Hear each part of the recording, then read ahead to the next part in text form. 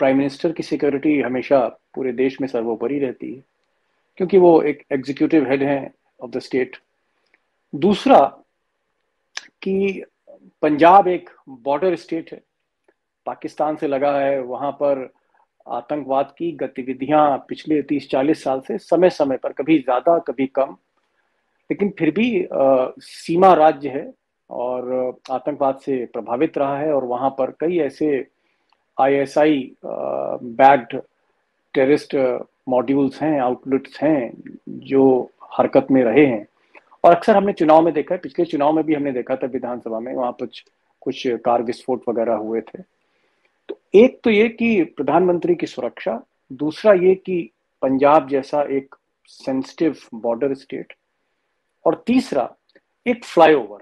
देखिए फ्लाईओवर में क्या है कि अगर आप रोड पर हैं तो कई एग्जिट पॉइंट्स आपको मिल सकते हैं, लेकिन फ्लाईओवर पे अगर आपका कन्वॉय फंस गया है तो वो एक थोड़ा सा डेंजरस सिचुएशन हो जाती है। तो ये तो तीन चीजें हैं जो हमको दिखती हैं। अब हम राजनीति पर बात करते हैं, और अगर इस पहलू पर हम आए, देखिए होता क्या है श्वेता जी, अगर हमारी साख है और हम उस साख को सर्वोपरि मान के, उस साख को हमेशा ध्यान में रख के अगर हमारा आचरण रहेगा, अपनी क्रेडिबिलिटी को हम अगर आगे रखते हैं, तो हम जो भी कहेंगे उसको गंभीरता से लिया जाएगा। हमारे ऊपर कहीं कोई खतरा होगा और हम कहेंगे कि मेरे साथ ऐसा हुआ, तो वो देश भी है और सारे लोग हैं उसको सीरियसली लेंगे।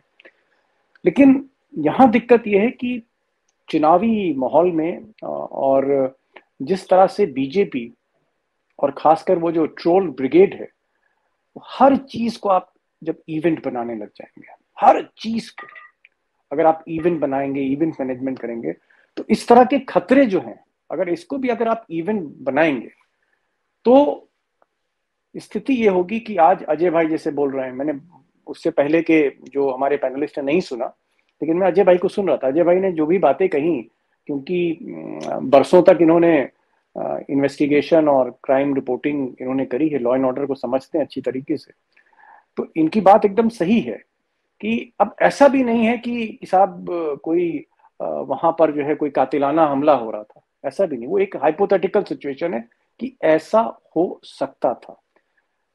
एक सिक्योरिटी ब्रीच है, ये हमको मानना पड़ेगा कि अगर प्रधानमंत्री को एक ऑल्टरनेट रूट दी जा रही थी, एक वैकल्पिक रास्ता उनको दिया जा रहा था, तो वो एक कोऑर्डिनेशन जो है वो सरकार में, स्टेट पुलिस में और एसपीजी के बीच रहना चाहिए था। और मुझे लगता है कि इस तरह की जो एसपीजी की जो ब्लू बुक है, जो रूल बुक है, उसमें इंटेलिजेंस ब्यूरो केंद्र सरकार की, जो गृह मंत्री जी के अधीन आती है इंटेलिजेंस ब्यूरो, और भी सिक्योरिटी एजेंसीज हैं जो इस पूरे को प्रधानमंत्री के मूवमेंट को कोऑर्डिनेट करती हैं। फिर स्पेशल प्रोटेक्शन ग्रुप, एक आईजी स्तर का अधिकारी हमेशा मॉनिटर करता है। और चूंकि ये विजिट एक बॉर्डर स्टेट में थी, तो मुझे लगता है कि अपस्केल एक बहुत पहले से ही एक हाई अलर्ट पर जितनी भी सिक्योरिटी एजेंसीज हैं वो रही होंगी। एक और बात कि तीन तरह का इसमें, एक तरह का मैं कहूंगा कि कोऑर्डिनेशन रहता है आपके दर्शकों के लिए। एक लोकल पुलिस जो उस जिले की पुलिस है, एक स्टेट पुलिस जिसका जुरिडिक्शन है राज्य सरकार का, और तीसरा जो सेंट्रल एजेंसी। इन तीनों के बीच में एक तालमेल रहता है और वो तालमेल होगा। एक्चुअल में क्या हुआ है कि इतनी राजनीति इस पर हो रही है कि हम बहुत बढ़ा चढ़ाकर बात बीजेपी की तरफ से कही जा रही है। जो मैं स्मृति ईरानी जी का सुन रहा था प्रेस कॉन्फ्रेंस, और वो जिस तरह से आई, तो मुझे लगा कि जैसे बाकी इंटेलिजेंस ब्यूरो को कुछ इस तरह की खबर मिल गई है कि वहां पर लश्कर ए तोयबा या कुछ इस तरह के वहां मॉड्यूल्स थे, लेकिन ऐसा था नहीं। बढ़ा चढ़ा के बातें नहीं करनी चाहिए। अगर बीजेपी भी बढ़ा चढ़ा के बात करी तो वो भी प्रधानमंत्री की सुरक्षा के प्रति गंभीर नहीं। और अगर कांग्रेस भी उसको बहुत लाइटली ले रही है तो वो भी प्राइम मिनिस्टर के प्रति गंभीर नहीं। प्राइम मिनिस्टर एक इंस्टीट्यूशन है, इररिस्पेक्टिव ऑफ किस पार्टी के हैं। तो इसलिए मैं कहूंगा कि इस पूरे मामले में दो चीजें हैं। अगर बीजेपी शुरू से हर चीज को इवेंट ना बनाए, जैसे इसको भी इवेंट बनाने की कोशिश करिए। और इसलिए कुछ लोग कह रहे हैं कि साहब वहां खाली कुर्सियां थी, खाली कनात था, खाली मंच था, लोग पहुंचे नहीं, और इस वजह से ये तमाशा किया जा रहा है, उसको आप एक अलग रास्ते पे डाइवर्ट कर रहे हैं। कुछ लोग ये कह रहे हैं कि साहब पंजाब में जो किसान आंदोलन है वो पंजाब के केंद्र में रहा, पंजाब से ही उसकी गंगोत्री निकली है। और अगर आप देखेंगे कि पूरा का पूरा आंदोलन जिसपे अकाली दल, भाजपा की पुरानी सहयोगी जिन्होंने भाजपा से नाता तोड़ा, वो इन किसान आंदोलन को ही लेकर था।